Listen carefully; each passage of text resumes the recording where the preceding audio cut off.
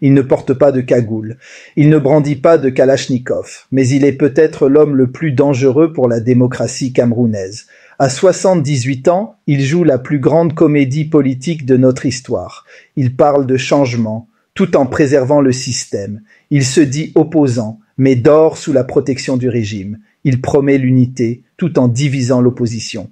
Son nom, Bello Bouba Maïgari. Son arme, l'illusion. Son crime, vendre une révolution sans révolution. Aujourd'hui, on démonte pièce par pièce l'arnaque électorale la plus sophistiquée du Cameroun moderne. Parce que ce n'est pas juste une candidature, c'est une opération de sabotage déguisée en espoir. Et si vous ne voyez pas le piège, vous risquez de voter pour le statu quo. Son art, faire croire qu'on combat un système tout en le servant discrètement. Et pourquoi cette filouterie pourrait coûter cher à l'opposition et au peuple camerounais? D'abord, plantons le décor.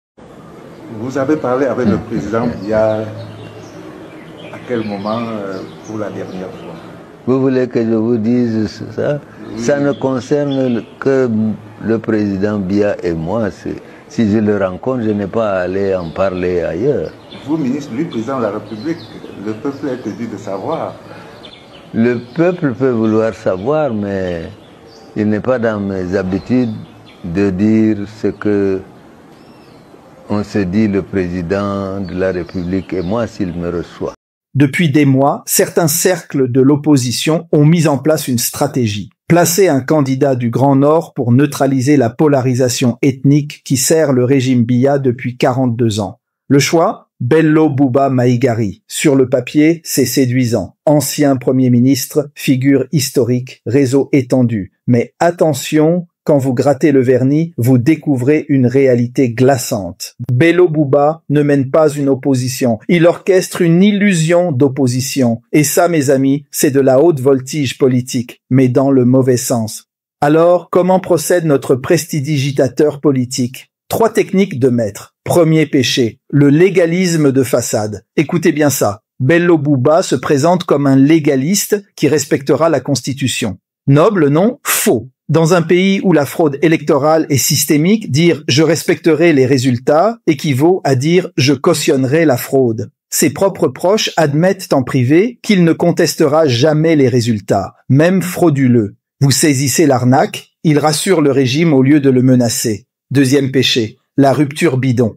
Alors oui, Bello Bouba a démissionné du gouvernement en 2025. Bravo. Sauf que ses lieutenants sont toujours en poste. Ministres, directeurs généraux, sénateurs nommés par Biya. Son propre directeur de campagne, Pierre Flambeau-Ngayap, est sénateur UNDP. Nommé par décret présidentiel. C'est du génie, non? Je vous combats le jour, mes hommes vous servent la nuit. Pure filouterie. Dégagez là! Dégagez! Dégagez! Dégagez!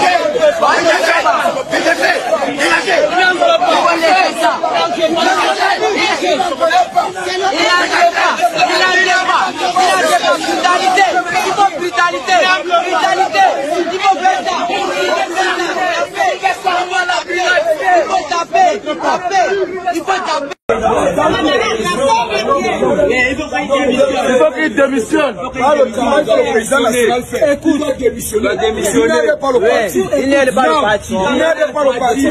Troisième péché, l'immunité suspecte. Pendant que Kamto est assigné à résidence, que Chiroma est harcelé, notre Bello Bouba, lui, circule tranquillement, donne des interviews, organise des meetings, zéro répression. Question logique. Un opposant non persécuté, est-ce vraiment un opposant? Ou est-ce un complice toléré? Maintenant, analysons froidement cette stratégie de manipulation. Bello Bouba joue sur 3 tableaux simultanément. Tableau numéro 1. Il séduit l'électorat du Grand Nord avec sa légitimité historique. Tableau numéro 2. Il rassure le régime Biya avec ses garanties de non-contestation. Tableau numéro 3. Il piège l'opposition démocratique en récupérant ses symboles sans en assumer les risques. C'est du machiavélisme de luxe. Sauf que, à 78 ans, avec 30 millions de vies dans la balance, ce n'est plus du jeu politique, c'est de la trahison historique. Et le pire, il entraîne des figures respectables comme Akeremouna dans cette mascarade. Mouna, ancien bâtonnier, symbole d'intégrité, se retrouve complice d'une opération de sabotage démocratique. Vous voyez l'ironie? L'homme qui devait unifier l'opposition est en train de la détruire de l'intérieur. Vous voyez l'ironie? L'homme qui devait unifier l'opposition est en train de la détruire de l'intérieur. Mes chers viewers, les conséquences de cette filouterie dépassent la simple stratégie électorale. Première conséquence, Bello Bouba discrédite toute candidature future du Grand Nord. Après lui, qui pourra encore prétendre représenter cette région sans être soupçonné de collusion? Deuxième conséquence, il divise l'opposition au moment crucial.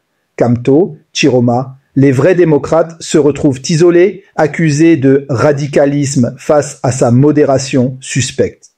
Troisième conséquence, il offre à Biya ou son successeur une victoire en or massif. Car face à une opposition sabotée de l'intérieur, même un régime affaibli peut survivre. Mais la conséquence la plus grave, il trahit l'espoir de toute une génération. Ces jeunes Camerounais qui rêvent de changement, ces familles qui subissent la crise, ces régions qui saignent, Bello Bouba leur vend du vent déguisé en tempête. C'est ça la vraie filouterie, faire croire au changement pour mieux préserver le système. Alors, que retenir de cette analyse? Bello Bouba Maïgari n'est pas un candidat de rupture. C'est un gardien du temple déguisé en révolutionnaire. Un prestidigitateur politique qui maîtrise l'art de l'illusion. Son message subliminal au régime? Laissez-moi jouer l'opposition, je vous garantis que rien ne changera vraiment. Son message aux Camerounais? Votez pour moi, je vous promets un changement. Contrôlé, encadré, vidé de sa substance. Mes amis, le Cameroun n'a plus besoin de transition douce. Il a besoin de révolution démocratique. Et les révolutions, ça ne se fait pas avec des complices, mais avec des combattants. Bello Bouba Maïgari, maître en filouterie politique. Voilà sa vraie spécialité. À vous de voir si vous voulez être complice ou lucide. Si cette analyse vous parle, abonnez-vous, activez la cloche et partagez cette vidéo. Car la lumière doit jaillir, même au cœur des manœuvres les plus sombres. À bientôt pour une nouvelle analyse.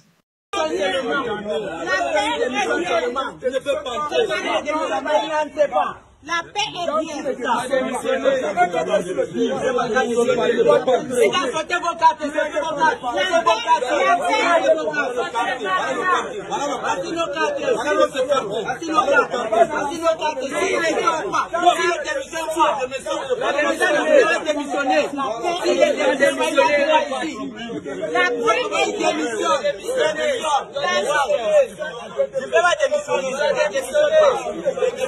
La paix est bien. On ne sait pas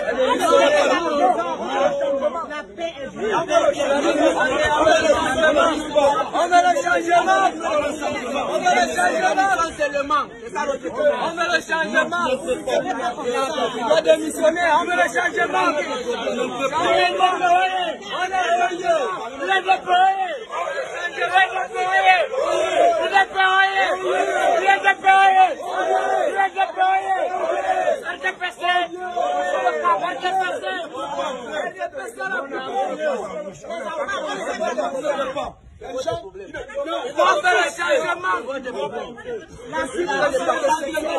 Donc ça veut dire que, à partir de ce moment, en tant que militant, vous ne démissionnez pas, vous n'entrez plus dans le pays.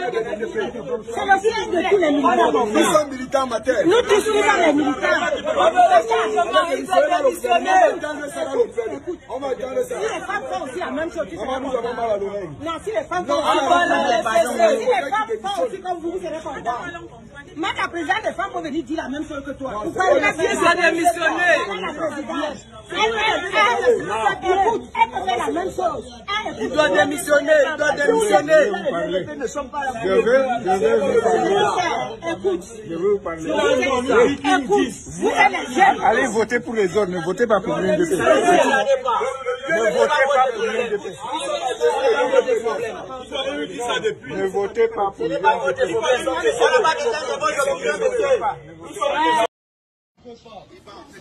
Dégagez là. Dégagez. Dégagez. Dégagez. Dégagez. Dégagez. Dégagez.